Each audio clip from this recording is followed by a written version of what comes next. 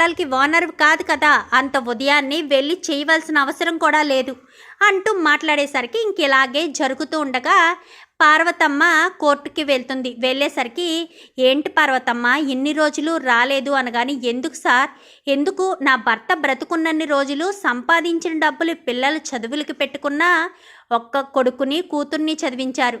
పెద్ద కూతురు చదువు మధ్యలోనే వదిలేసింది. ఎంత వస్తే అంత తీసుకొచ్చి మీకే ఇచ్చేవారు. మీరు కొద్దుకు తీసుకున్నా కానీ మాకంటూ ఏమీ మిగిలేవి కాదు. అయినా ఎన్ని రోజుల నుంచి ఇదంతా జరుగుతుంది? ఎన్ని రోజుల నుంచి జరిగితే మాత్రం తీర్పు మాకేమన్నా అనుకూలంగా వస్తుందా, అందుకే రావట్లేదు సార్ అని చెప్పనేసరికి, లేదు పార్వతమ్మ, తీర్పు మీకే అనుకూలంగా వచ్చే అవకాశం ఉంది.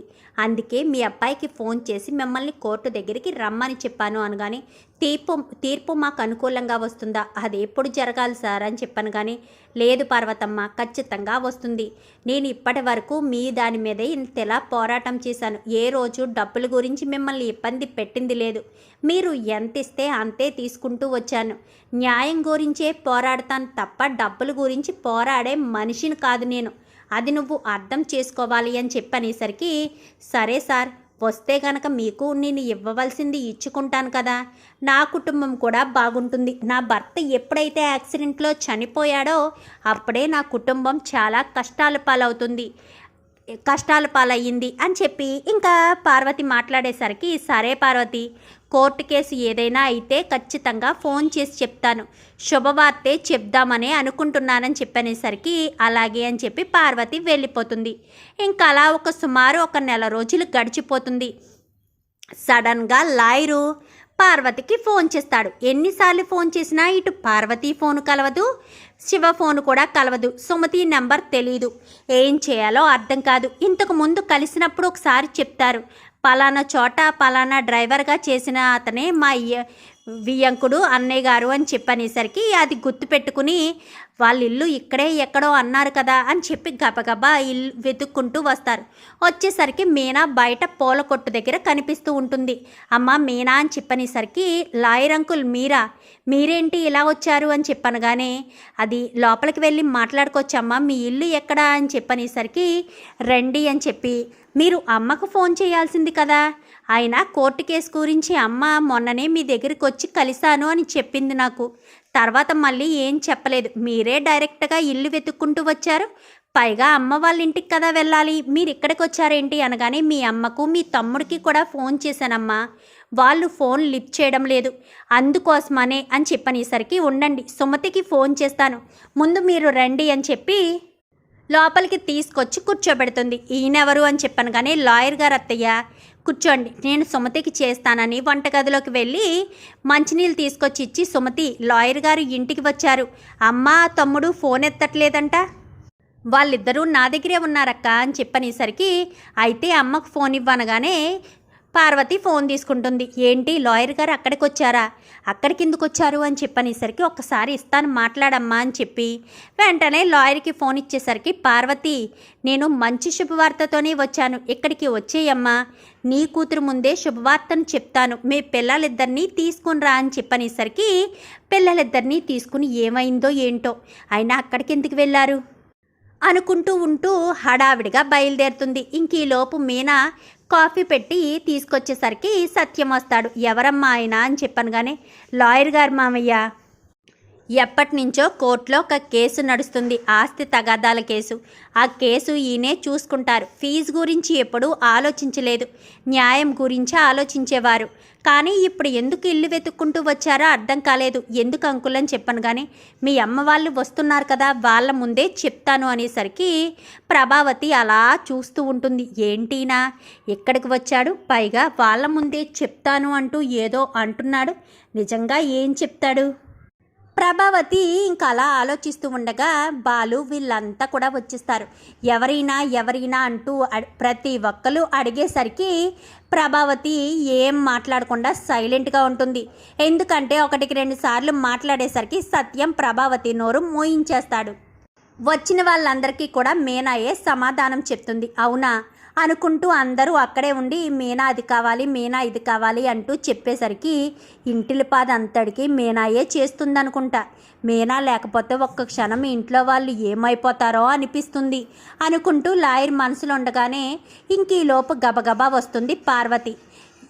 ఏమైందండి అని చెప్పాను కానీ, శుభవార్తే పార్వతి, నేనేమి అశుభవార్త మోసుకురాలేదు, అందుకే నేరుగా ఇంటికి వచ్చి ఎంతసేపు కూర్చుని ఉన్నాను అని చెప్పాను కానీ, శుభవార్తేనా అని చెప్పాను కానీ, అవును మీకు రావాల్సిన ఆస్తి కలిసి వచ్చింది అని చెప్పనేసరికి, ఆస్తి కలిసి వచ్చిందా, ఎంత 1,00,000 2 లక్షల అని చెప్పాను కానీ, అక్షరాల 50 కోట్ల రూపాయలు అని చెప్పనేసరికి ఒక్కసారిగా ప్రభావతి గుండెలు పట్టుకొని అలా ఉండిపోతుంది.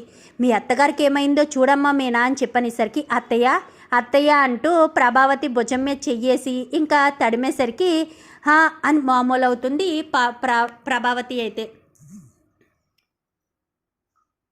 ఏమైంది ప్రభా అని చెప్పాను కానీ, లాయర్ గారు ఏదో చెప్పినట్టున్నారు అనగానే, అక్షరాల 50 కోట్ల రూపాయలు ఆస్తి కలిసి వచ్చింది అనగానే, ఏంటి 50 కోట్ల రూపాయలు ఆస్తి ఈ మీనా వాళ్ళకి వచ్చిందా అని చెప్పాను కానీ, అవునమ్మా ఎప్పటి నుంచో సుమారు 5-6 సంవత్సరాల నుంచి కోర్టు కేసు నడుస్తూ ఉంది. అప్పటి నుంచి వీళ్ళు ఎంతో కొంత ఇస్తూ ఉన్నారు. అవే అలా సర్దుకుంటూ నేను కోర్టు కేసులో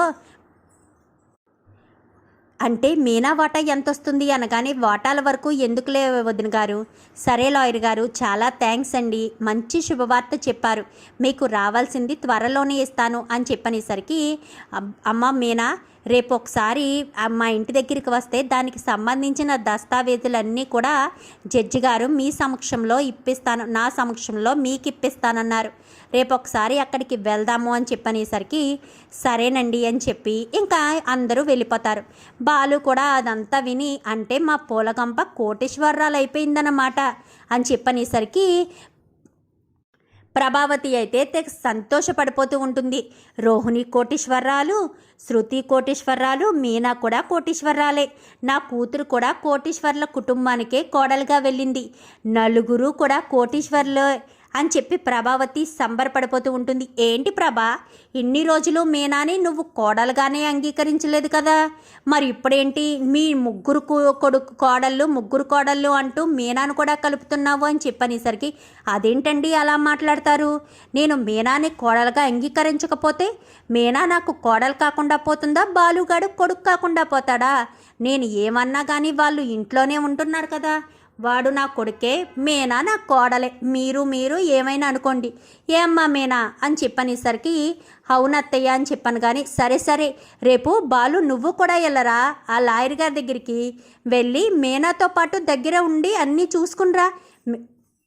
మీనా ఆటోలో వెళ్ళి ఆటోలో ఎక్కడి నుంచి వస్తుంది, మీనా ఒక్కదాన్ని పంపిస్తావా ఏంటి, నువ్వు కారులో వెళ్ళి తనకు తోడుగా ఉండి అన్నీ చూసుకుని రండి, రావాల్సిన ఆస్తి డబ్బు బంగారం ఏదైనా వస్తే అన్నీ జాగ్రత్తగా తీసుకో మీనా, మోసం చేస్తారేమో అని చెప్పనేసరికి, అలాగే ప్రభావతమ్మ, మోసం చేసేవాళ్ళు ఎక్కడున్నారో మీనాకి బాగా తెలుసులే అని చెప్పనేసరికి, ఏంట్రా బాలు ఎప్పుడు జోకులు వేస్తూనే ఉంటావా, అమ్మ మీనా జ్యూస్ తాగుతావా, ఇంకేమన్నా కావాలా నీకు, ఈ సందర్భంలో అందరికీ స్వీట్ చేసి తీసుకొస్తాను అంటూ ప్రభావతి తెగ సంతోషపడిపోతూ, మీనాకి బోల్డ్ ఆస్తి కలిసి వచ్చేస్తుంది, ఇప్పుడు ఎంతో కొంత ఆస్తి తీసుకొస్తే ఈ ఇల్లు మార్చేసి ఏదొకటి చెయ్యాలి అని చెప్పి ఇంకా ప్రభావతి వంటగదిలోకి వెళ్ళి తెగ సంబరపడిపోతూ ఉంటుంది.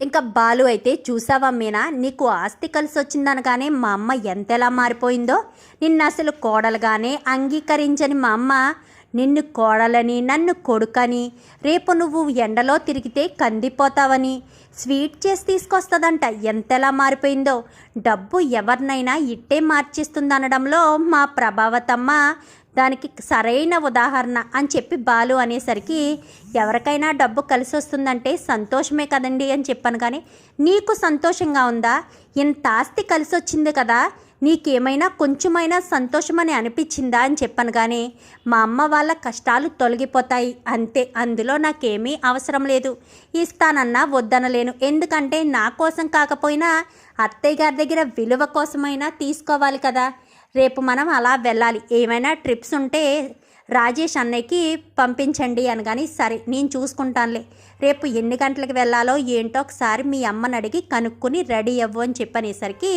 సరే అని అంటుంది. ఇంకా ఆస్తి మొత్తం కలిసి రావడంతో మీనా వాళ్ళు కోటీశ్వర్లు అయిపోతారు. ప్రభావతిలో కూడా మార్పు మొదలవుతుంది.